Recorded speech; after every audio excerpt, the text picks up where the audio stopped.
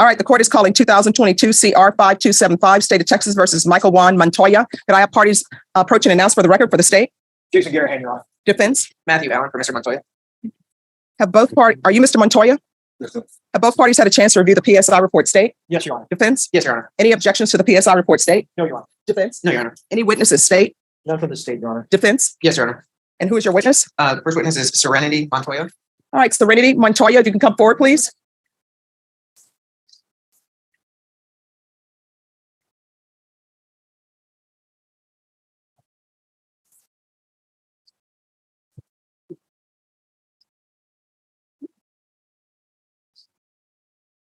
All right, can you raise your right hand? Do you solemnly swear or affirm the testimony you give will be the truth and nothing but the truth, so help you God? Yes, ma'am. All right, if you can lower your hand, state your name for the record. Serenity Montoya, SERENITYMONTOYA. All right, I'm gonna need you to make sure you speak up so that the court reporter can hear. Yes, ma'am. All right, defense? All right. Serenity, how old are you? I'm 18 years old. Okay. And are you working right now? Yes, sir. Where? Comfort and suit as a housekeeper and a laundry attendant. Okay. What city do you live in? 720 Texas. How do you know Michael Montoya? Michael Montoya is my best. How old is he? 21. And you know why we're here today, right? Yes, sir. Okay. And you've been in court with Michael through this process? Yes. Now, while the incident happened, you weren't at the house, is that right? No, sir. Right. But did you see Michael that day or the day prior? Describe how he was. Michael was felt like everybody was out to get him. He never wanted to go nowhere. He just felt like everybody was out to hurt him. Did you right before this happened? Did you guys go get something to eat? Yes, Was we there- did. And earlier that day, before all this Just your happened, hand. I took Michael. Me and Michael, I went to Panda Express. I remember we were there, gonna order food, and we were about to get out. He like hesitated to get out, and I asked him the reason why he was hesitant to get out the car to go eat. That we were talking to people, telling them that we're putting telling them poison. I'm sorry, I can't hear what you're saying. He thought we were associating with the worker, telling them that we're poisoning his food. Okay, and just to be clear, were you doing that? No, Okay. I don't know. Right. She can't hear. Okay, just it's okay. Take a deep breath and then just try to enunciate, and you can speak slowly. Okay. Okay, just to be clear, you weren't doing that. No, sir. All right. Now, tell me about Michael growing up. He was he loves sport. I don't know. Me and Mike he was my best friend. My brother. Hard. Were you It's hard for me. It's emotionally and mentally hard for me. Like, I want to be here for my brother. But it's hard for me to be up here. I don't know. It takes a lot for me to do this. I know my brother's life is on the line. I don't know. How was he as a brother to you? An awesome brother. He was there when I needed him. And Would he look out for you? yes. And, I would even, he was always there. I don't even have to call him. He was there. And He was, since this has happened, you become aware of some of the. Have you become aware of some of the mental health and drug issues that Michael was having? yes, Were you aware to that extent before? fully aware. But I didn't know. I was aware of some of his drug uses, but I wasn't fully aware of every single one he did. Right. Have you stayed in contact with him since he's been in jail? Has he expressed that he wants help? Yes, all the time. Every time he's always asking what has me calling anybody for help, or he wants people to come talk to him. I don't know. He wants help. He wants help. I don't know if he's been so Who do you live with right now? with myself, with my boyfriend. You and your boyfriend. Once I got my own phone. once Michael is released, now that you're aware of the extent of his issues, will you be there to support him? Yes, Will you make sure that he gets therapy and takes medication, of course. and do your best to make sure that he's not using any drugs? Yes. Renee, is there anything else that you want Judge Boyd to know before she makes a decision on Michael? No. When you see, my brother would also just show any leniency toward him. He was awesome. I've seen mentally, like emotionally, All right, so here's the issue. The court reporter cannot hear what you're saying. So I understand that this is a rough time for everyone involved and that everyone is distraught. But if the court reporter cannot hear what you're saying, then she can't take it down, which means it's just like it didn't happen. Okay? ask you so any leniency for this. My brother, even though I can brother. I'm sorry, you're gonna have to talk louder. That wasn't him at heart. It's not something he would do. He doesn't mean it. He did.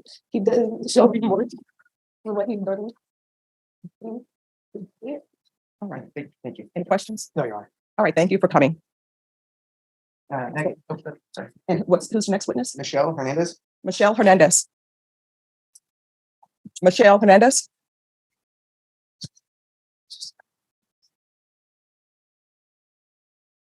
Can you raise your right hand for me? Do you solemnly swear or affirm the testimony you give will be the truth and nothing but the truth, so help you God? All right, you can lower your hand. If you'll state your name for the record and spell it, please. Michelle Hernandez, MICHELLEHERNANDEZ. All right, defense. Ms. Hernandez, how old are you? 41. And what do you do for work? Contracting work. With my boyfriend. Okay. All right, so I'm gonna need you to make sure you speak up so that the court reporter can hear. Yes, sir. Do you live here in San Antonio? Yes, sir. How do you know Michael? He's my son. Obviously, you know why we're here today. Yes. I guess around the time of this incident and when Michael was arrested, describe Michael's behavior. Very paranoid. Just didn't trust anybody. He was always to himself. On that day, do you know if Michael had used drugs? Yes. If you know, what did he use? Marijuana and methamphetamine. During this time period, was there anything else that, as far as Michael's behavior, that now maybe Just one moment. Counsel, I can't have you all talking behind the court reporter. Sure. You need to move him down to the other end. So you all can speak, Mr. States, and you all can speak in the box, but it just needs to be on that end. You may continue, counsel. Thank you, Judge. Looking back now, that maybe red flags about his behavior. I don't. Was he? Did he or someone ever call the police about people outside? There was a couple of incidents when he thought there was a few, like 10 guys. He said, so like, we're outside trying to kill him when there was no one outside. He called the cops three times in one night. And with those types of behaviors, do you know? Obviously, you know Michael was using some drugs during that time. Yes. Now, describe Michael growing up as a child. Very athletic, loving, caring. He's a hard worker. Did you have problems with him? No, none. At the home, where is Michael's biological father? I don't know. Okay. Were there any issues with his biological father at the home? Yes. There was violence with him and I. And did Michael witness some of that? Yes. Did he witness alcohol abuse? Yes. Did he witness people using drugs? Yes. And would you guys always be at the same house, or sometimes you'd have to go stay with his grandmother? Whenever his father and I I'd take them with me to my mom's. Before this, was there any traumatic events? Did he lose anyone that he was close to? His best friend. His best friend. Like 4 years, I believe, ago. Ever since then, I've seen him go a little downhill. What about anyone in your family? My brother, he was supposed to as well. How long ago was that? It was a year before that. Before his best friend. And have you stayed in contact with Michael since he's been in jail? Every day. Is there anything else? Or I guess let me ask you this. You brought with you a notebook here today, is that right? Yes. Okay. And what's in the notebook? It's just pictures of Michael, a few of them that I have left over.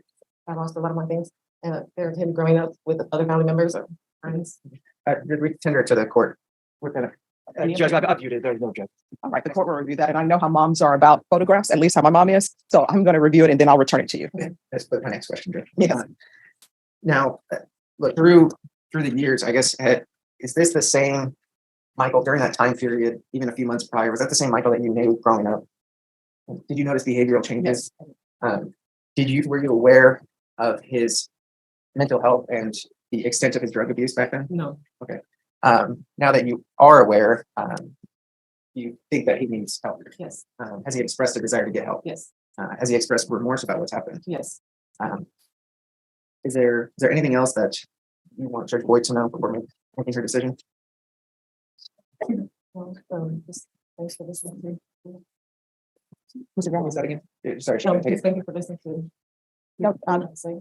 Thank you so much for coming in. And the prosecutor may have some questions for you. It's got a few questions. Your Honor. One, did you know the victim in this case? Yes. How was the victim? He's a good friend. Good, a good man? Okay. Didn't deserve what happened to him, is that correct? No. Okay. And you're not aware of your son's drug use, is that right? Um, The extent of it, that's what. not the extent of it, no. Okay. But you used methamphetamine with him that same day. I'll move on to that next question. The fact is that your son even admits that he used on a daily basis, that he lived with you. He used marijuana, he used meth, and he used Xanax on a daily basis. I didn't know of him doing all of those. And you stated he had a good childhood. I saw the photos. And that he viewed some physical violence between you and your husband, Yes. and some physical violence between you and your boyfriend. Or boyfriend, one of your boyfriends. Well, okay, yeah, maybe once.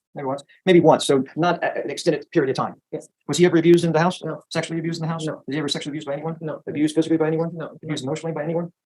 No. So the only time you saw the difference in his behavior is when he started using drugs on a daily basis since the age of 18 years old. No. You saw the behavior before that. You No, hadn't mentioned yet. I just seen the behavior change when his best friend and my brother passed away. How old was he? I believe he was 16. 16. Mhm. So he started using alcohol back in sixth grade. You're aware of that, aren't you? No. That's what he stated. No. So you're not aware of that. Where were you at during this time when he was in sixth grade and started using alcohol on daily, or at least He was at my mother's house. at your mother's house? Yes. Where were you? I was not living with them there. Okay. No other questions, John? Any other questions? No, Your Honor. I do. A question wasn't asked, wasn't answered. Were you using meth with your son? That's either yes or no. Yes. All right, thank you. Any other questions? No, no, no. All right, defense, call your next witness. Here, just 1 minute.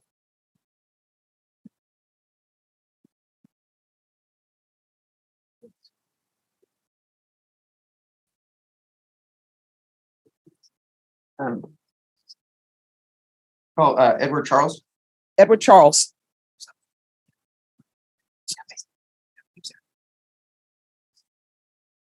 Can you raise your right hand for me, please? Do you solemnly swear or affirm the testimony you give will be the truth and nothing but the truth, so help you God? Yes, I do. All right, if you could state your name for the record. With Philip Charles Jr., All right, defense. Thank you. Mr. Charles, how old are you? 40 years old. And do you work? Yes, What do you do for work? I'm a subcontractor, residential homes. All right. How do you know Michael?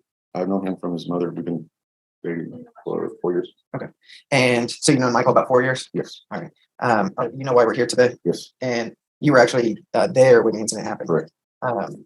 And I think the prosecutor asked, so I'll ask you, I mean, was there, you weren't being attacked or anything? There wasn't, No. to your knowledge, there was no reason for Michael to do that. No. Around that time period, either that day or even a few days prior, did you notice any behavior issues or red flags about Michael? He became distant from me and his mother. He would leave with his sister and the boyfriend, and then he'll come back and tell us like they're acting weird, as if they were plotting something against him. And then whenever he would leave with them, vice versa, he would tell them about us plotting something against him. He just thought everybody was against him. He was very unsecure with everything. Even kind of expressed he thought we were tied with them to poison their food. And Was that the incident that Serenity was talking about? That's what that's what I thought. I mean, when he wasn't like that though, what type of person was Michael?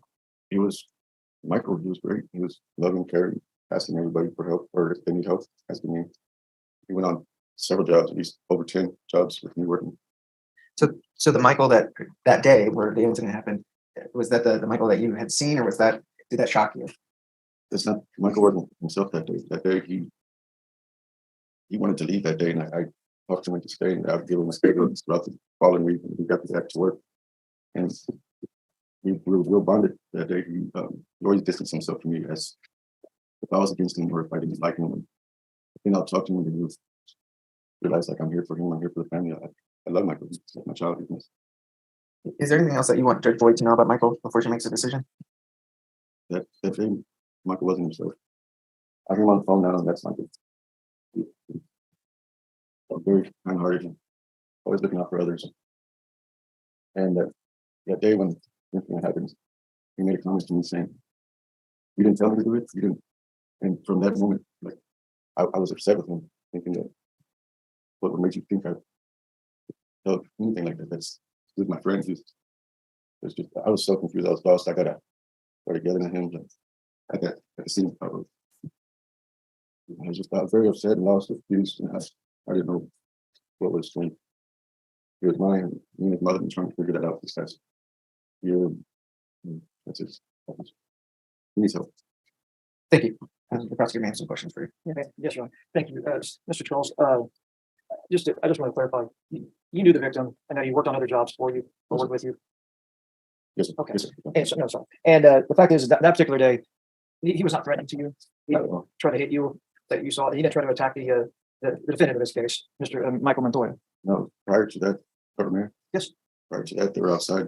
But 15, 20 minutes prior to that incident, they were outside talking, and then I tried to butt in their conversation as they're both Michael's family, Paul, my friend, and they were just ignoring me because they were having a good time. They were laughing, and I just took a shot and walked inside. In fact, in these ring cameras, you're aware of the ring camera videos that were supplied by the homeowner. In this case, Yes, yes, you can see the three of y'all standing out there, and there was at least a cigarette or something smoking that was passed around. Is that right? that is correct. And what was that? That was a blunt. What? A blunt, a What? marijuana blunt. Okay, so marijuana. Yes, And so prior to that, nothing had happened. Nothing transpired between the defendant and the victim. Is that correct? yes, that is correct. And when y'all went into the house, you left the house, and then the defendant, Michael Montoya, shot at the victim 3 different times. You're aware of that? That is incorrect. That's incorrect. I was in the same room when Michael shot. Oh, So were you watching it happen? negative. No, sir. So you were turned around? I was knelt down into a fire cabinet. So you were there when it happened. Yes. And what happened after that? After he was shot? Couldn't get up at that very moment. When I was able to actually stand up, I turned around. I see like a tunnel vision. Michael on the other side of the doorway. I never saw Paul. And I saw Michael with the handgun, not facing at me, or he just had it tilted downwards. Mhm. Like if you didn't know, he didn't have no response to what he did at that moment. And I was terrified. I didn't know what was going through his head when he started hearing, Michael, what did you do? Michael. And he snapped out of it, and then he realized he had the gun in his hand. What do I do? What do I do, Doc? What do I do? I said, put the gun down. And then there was a 5-gallon bucket. He put it down. When he put it down, and that's when I charged him, and I saw Paul inside of the doorway folded up. And then you're the one that called the police. Is that correct? His mother. His mother called the police. And then you waited for the police there. Is that correct? We both did. Okay. Well, but Michael did. Michael left. And Came back. I'm sorry. But came back. You're aware of his drug use though? Yes. I mean, that night you smoked marijuana. wasn't Yes, I did smoke marijuana. you? Are you aware of his other illicit drugs like Xanax? I'm aware we tried not to any type of other drug than that. I didn't prove any of that. I didn't. Well, you're aware of the meth use, obviously. Yes, I'm aware of it. And you're aware of the marijuana. You're aware of alcohol use. The marijuana, I did smoke. Well, I'm not worried about that, but you're aware that he used it quite a bit. I don't know about quite a bit, but yes, it did. Can you describe to the judge the demeanor of Michael when he was on meth? If he was on meth or marijuana or sober, he was still the same in my perspective, but his thought process, if it was negative, it would be 10 times worse, or if it was positive, it would be 10 times. That's positive. It would just enhance of the mood he was in. What I'm trying to get to is the fact is you see a marked difference in his attitude now. Is that right? When you talk on the telephone? Yes, So he's not on drugs now. he's on anxiety. Well, I'm sorry. He's not on meth. No. Okay. And he's not smoking marijuana, right? Correct. Okay. So there's a difference between him being where he voluntarily goes out and does Xanax, that's not prescribed to him. When he does meth, that's not prescribed to him. When he does marijuana, when it's not prescribed to him. When he's out in the world doing all these drugs, he's a different type of person. Yes, And now he's a different person because he's not on all those drugs. that is true. None of us understood his medical condition that we believe that he has now. And I know Dr. Wood now, but I feel that he used that to help him cope. And I myself, I've been incarcerated. The reason I'm saying that is, but it took me. I understood about myself by getting help from the system. They put me into rehab, and I understand a lot about myself from there and whatnot. I just keep this myself. Thank you for the question, John. Nothing further. All right, thank you. Defense, call your next witness. Dr. John Matthew Fabian, I believe he's present via Zoom. Yes. Any objection to Dr. Fabian testifying by Zoom statement? No, Your Honor. All right, Dr. Fabian, if you could unmute and show your video, please. Okay. Hello, Judge. Hello. If you could raise your right hand for me, please. Do you solemnly swear or affirm the testimony you give will be the truth and nothing but the truth, so help you God? I swear. All right, you can lower your hand, state your name for the record. Sure. My name is John Matthew Fabian. Defense? Thank you, Judge. And Judge, you have a copy of his report? Yes. Okay. Dr. Fabian, just what are you licensed in, very briefly? Just briefly, clinical psychologist. I'm licensed in about 7 states. I'm board certified in forensic psychology, clinical psychology, and I'm fellowship trained in clinical neuropsychology.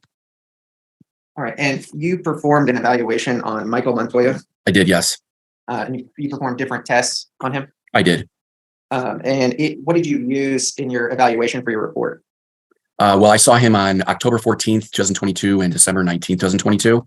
And I conducted both neuropsychological and psychological tests with Michael. And there are a number of them, in addition to some of his history and as to why I did do testing of that nature. And I guess just to go kind of in order of your evaluation here, you go through background and family history. What stood out in the background family history portion that you think is relevant? Sure. So, Your Honor, briefly, Michael had come from a very dysfunctional background. There was domestic violence, physical, verbal, between mother and father. Mom eventually left father, and then she connected with a boyfriend, and there was then domestic violence between boyfriend and mom. So he witnessed quite a bit of domestic violence and chaos growing up. I would note that during my evaluations, he struggled with really expressing thoughts and feelings, in part because just of poor verbal skills, poor language skills, and really he's never dealt with any of these trauma-based issues. I would also highlight more on page 3 of my report that mom did have a history of substance use, and there again was a lot of instability in the home. He moved around frequently to different family members, and there was, in my opinion, some evidence of neglect. The family was impoverished, very poor. His father had a history of incarceration, chronic alcohol, methamphetamine problems. He'd been in the Bexar County Jail, in my understanding, multiple times. And then in addition to that, residential chaos, family chaos, instability. He reported being shot at when he was age 18. And then we turned into his developmental history, and he perceived endorsed symptoms of ADHD. It's my understanding he was never properly assessed or treated for it.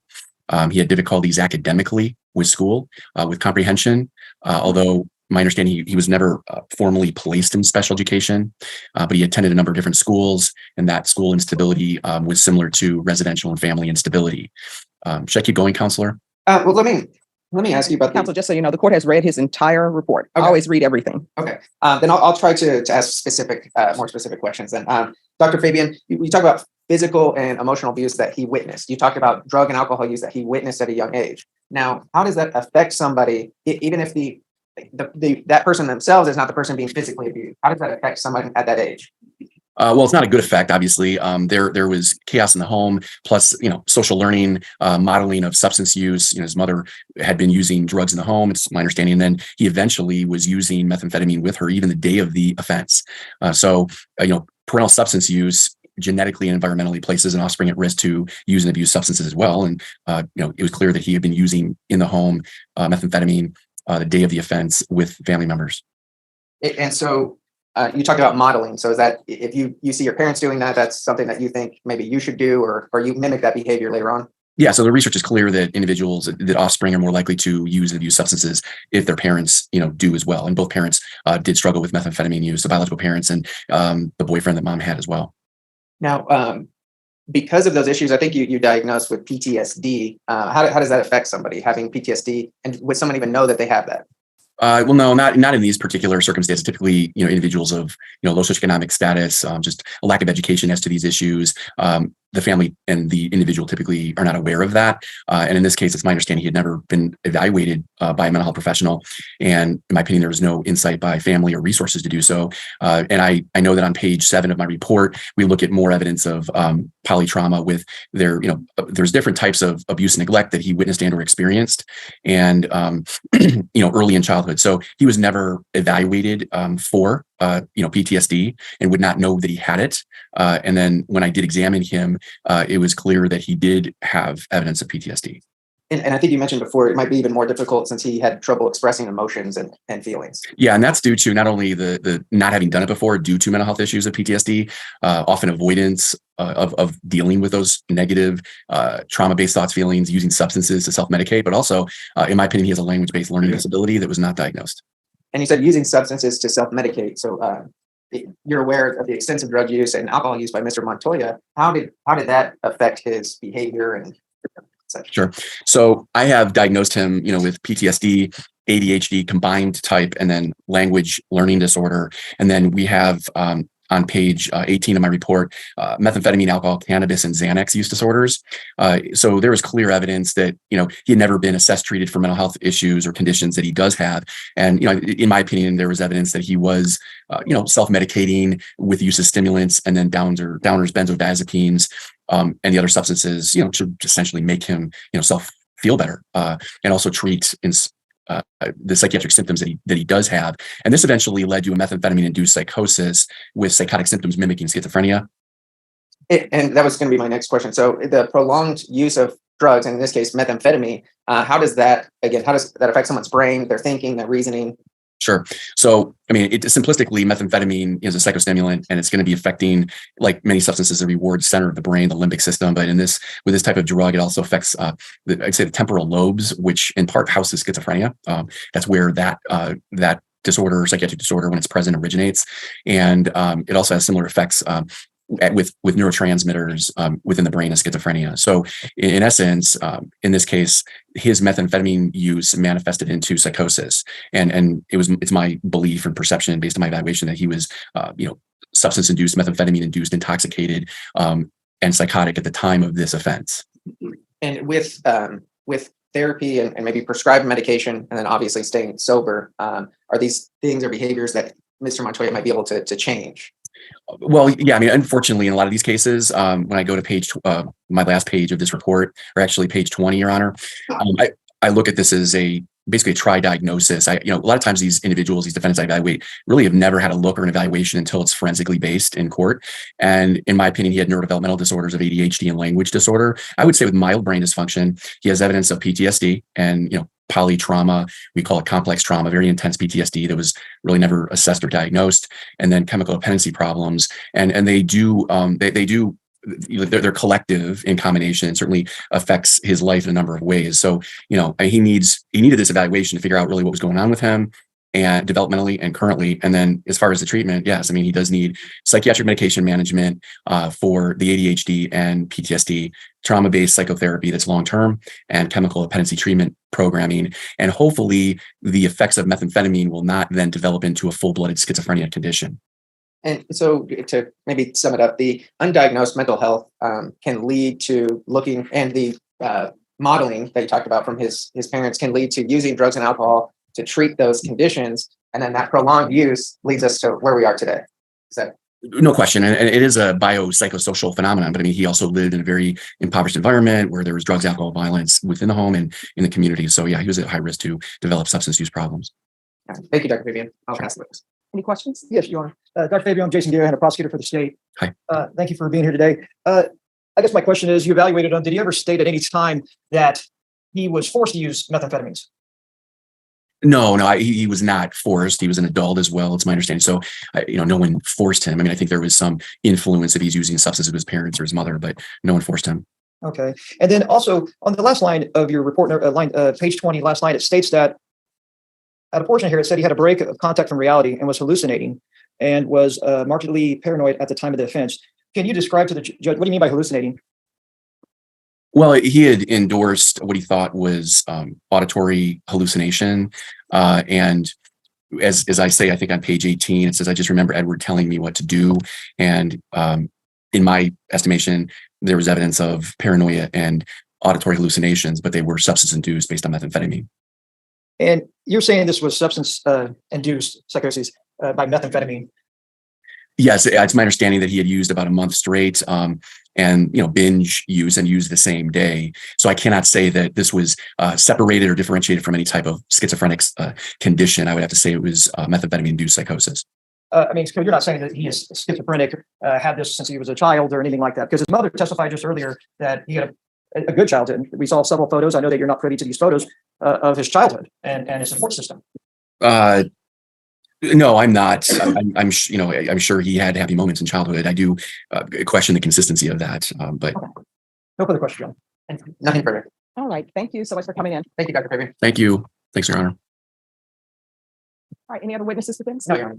State, any witnesses? No witnesses, Your Honor. All right. Any arguments? Yes, sir. All right. Brief argument. Yes, sir. I'll make it brief. The court's aware we provided the report for Dr. Fabian.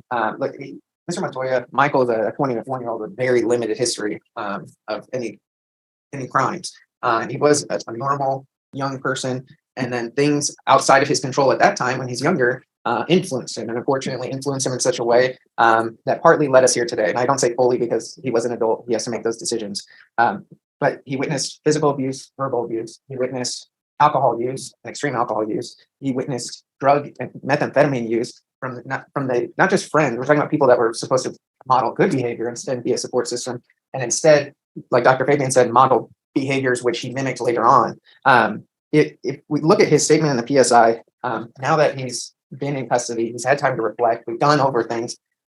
He admits one of the statements. He says to the detective, "No, that person didn't do anything to me." Again, we're not trying to say that it was self-defense or anything like that. He wanted to take full responsibility for what he did, and he's doing that here today, and he continues to do that. But drugs, there's no question that the behaviors he witnessed in his childhood, combined with the drug use, affected his brain and his thinking, just like Dr. Fabian said. And Dr. Fabian said, well, with therapy and prescribed medication, continued treatment, and obviously staying sober, that he can try to change those behaviors and that way of thinking. And I think we've heard a little bit that it started going that way. Again, I think just the biggest thing is that he, from a young age, he has outside influences that were not even just neglect, but showing him the absolute wrong things to do at a young age, and how that impacted and influenced him to create mental health problems that went undiagnosed, that his parents never sought treatment for, that he never got treatment for until we were here today, until he was seen in the Bexar County Jail. There were some warnings from the continued methamphetamine use, and Michael's very honest with his drug and alcohol use, because he knows he needs to be, not only because we're in court, but because he wants and needs to get help and treatment at some point. And I think he's talked about getting an education, finishing high school, continuing to try to seek treatment while he's in prison, because obviously that is where we know that he's going to go under this plea bargaining agreement. But again, I think just listening to Dr. Fabian and at a young age, it's easy to say, well, you were young and your sister's fine, so why can't you be fine? But that's not the way the world works. I never do that. That's not, I appreciate that. That's not the way everybody's brain works and develops. And so unfortunately, we're here today. He's very remorseful. He's very sorry for what he did. There's no getting around that. But we did want to bring the court some other things that were going on. We asked the court to take that into consideration and sentence Michael to 15 years. All right, States. Your Honor, the defendant, we saw the photos that were presented to the court, and I know that is a snapshot, literally a snapshot of his childhood.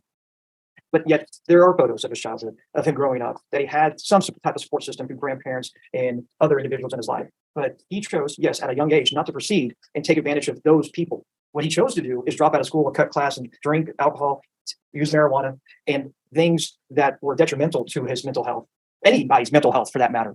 For the fact is even in Dr. Fabian's report, he didn't start using methamphetamines and Xanax to the age of 18 at the time that he was an adult. So that at that point, Your Honor, he's making adult decisions that were detrimental to himself, not because of PTSD, not because of ADHD, because he chose to take the easier way and he wanted to go have drinks. He wanted to go smoke marijuana. The day of, he smoked marijuana with his mom's boyfriend. The day of, he just chose to do methamphetamine. That caused him to be voluntarily intoxicated, that he chose that path. So the fact that defense is asking for a sentence of 15 years is not appropriate in this case. 35 years in this type of case is appropriate because this person chose to go down the path he chose. Granted, everybody has their childhood, everybody has their past. If you really look at what the doctor said and what his parents said, yes, there was some violence in the household. There was substance abuse in the household. But there's many people sitting in this courtroom today that chose different paths. And some of them are on a rocky road. But the fact is they haven't murdered somebody and shot them in the head when that individual's just there to help them. And Mr. Butler was there to help. He was there helping, and he was a plumber. And this is the victim in this case. And that's just a tragedy right there, is that this individual is out there helping late at night, trying to get this house renovated. And this individual decides to get intoxicated off of meth, Xanax, and drinking and marijuana, and shoots him just blindly behind the head. And that right there, Your Honor, deserves a 35-year sentence. Thank you. All right. So, Mr. Montoya, I want you to know that I listened to everything that's brought before me, and I consider all the evidence that's brought before me. I mean, do you deserve an apology? Yes. And you know why you deserve an apology? Because you had horrible parents in your life. Your mom, horrible parent, still a horrible parent to this day, using meth with you. She was horrible for bringing someone into your life as a stepfather who just got out of prison, using drugs with you. So you have horrible parents, horrible adults in your life. Your grandmother, it appears that your grandmother was trying to help you stay clean and sober, but then you have your horrible mom coming in and allowing you to live with her and use meth with her.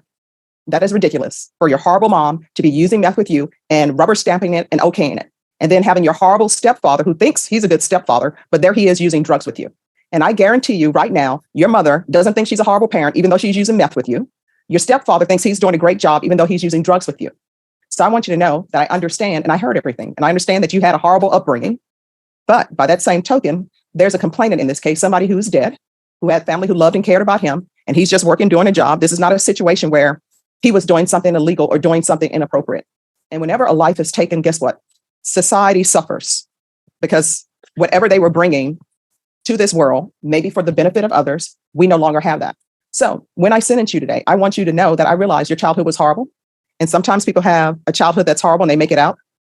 And you wonder, how did they ever make it out? And then sometimes when children are taken from the hospital to be with their horrible parents, you know that they're going to have a horrible life. And you have had a horrible life with your horrible mother and your horrible stepfather. And I don't know what they're doing with your sister. I don't know if they're using meth with your sister or not. I don't know if there are other grandchildren that people are allowing your horrible mother and your horrible stepfather to be around. So I want you to know that I heard all of the testimony and I listened to it and I internalized it. Okay. So I'm going to find you guilty. I'm going to sentence you to 35 years in the prison, give you credit for any time served. There's an affirmative finding of deadly weapon. Court will take in consideration 665-487 and 673-117. I'll ask for the therapeutic community. And I'll also ask, they do have mental health treatment at the prison. I'll ask for that as well. I don't have any jurisdiction to force them to do that. But if you request it and they see that I'm requesting it, they may be able to do that for you. Okay. Going to show you what's entitled Trial Court Certification of Defendant's Rights to Appeal. Did you review that with your attorney? Did you understand it? And did you sign it? Yes, ma'am. Because this is a plea bargaining agreement, because I followed your plea bargaining agreement, and because you waive your right to appeal, you do not have the court's permission to appeal. Do you understand? Yes, ma'am. All right. We'll go off the record. I know that this seems like a lot of time, and honestly, it is a lot of time, but it's time for you to understand how you got to the position where you are. And it's also time for you to grow and get away from other people. I can't tell you or force you not to have any conversations with your mom, but your mom means you no good. Because if she did, she wouldn't be using drugs with you. If she did, she would have told you, stay with your grandmother. I'm not a good parent because I'm using meth. She still thinks she's a good parent using meth and bringing a criminal in your life who's using drugs, who on the outside comes in wearing a nice outfit, dressed appropriately for court, but he's still a drug user. And that's who she's bringing around you. The fact that she gave you a father who everybody said was not a good father, then what does she do? She brings boyfriend after boyfriend to be negative influences in your life. So whether or not you continue to have contact with her is completely up to you, but you need to work on yourself, because otherwise, when you get out of prison, and at some point you'll get out of prison, you're going to be right back where you started from. You understand? Yes, ma'am. All right. Good luck to you. Do we have victim impact? You have victim impact on. All right. Is that, I don't see anyone on, is that Cassandra Castro? Yes, it is. Ma'am. Ms. Castro? Yes, I'm here. All right. Do you wish to show your video? All right. You may proceed, Ms. Castro.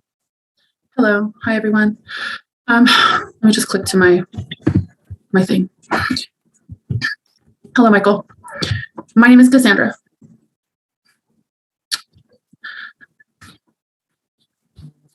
Sorry.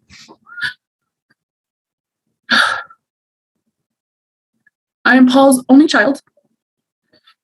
He was my father.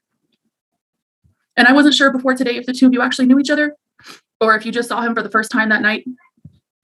But let me just tell you a little bit about him that you may not know. He was also a grandfather to my 4 children. He was a father-in-law to my husband. He was a son. And he was a beloved and cherished brother. He was an uncle, a cousin, and a friend to everyone who knew him. My dad was not perfect, but he was loved by so many. He was funny, and he was always ready to have fun. He was an artist. I don't know if you knew that. He liked to draw, and he was a plumber by trade. He is so missed by everyone in our family.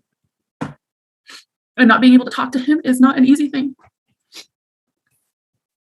When I heard how old you were, my heart was broken. Not just because of the loss of my father, the loss that our family has experienced not having him around, but also because of the loss that I'm sure your family must feel not to be able to have you around anymore. Your life, their lives, and my family's lives will be different because the decisions that you've chosen to make. When I heard that I could speak to you, I wasn't sure what I was going to say, so I prayed about it. And it's taken me a while to get to this place.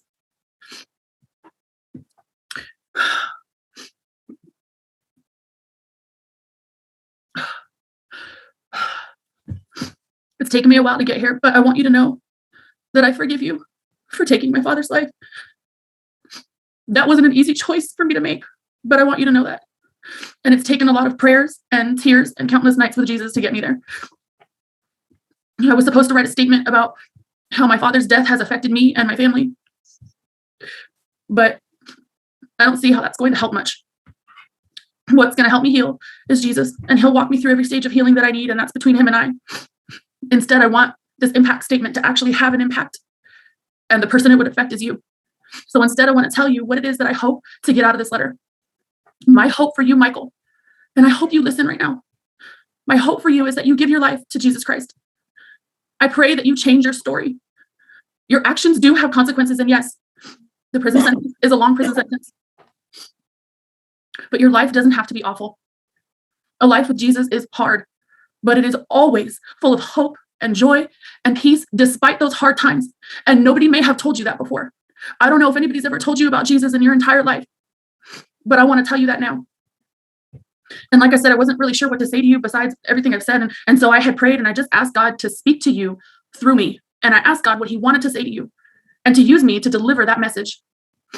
So when I prayed, this is the message that I heard from God to you, Michael. So these are God's words to you. He says, Michael, I love you so much. My love for you runs so deep, more than you could ever know. When you were a baby and a toddler, I saw you. I watched you grow. The plans that I had for your future were great, and they still are. More amazing than you could ever imagine. However, along the way, you've made your own choices that have hurt not only me, but yourself and the people around you. And you've chosen to live your life for yourself and do the things that you want to do.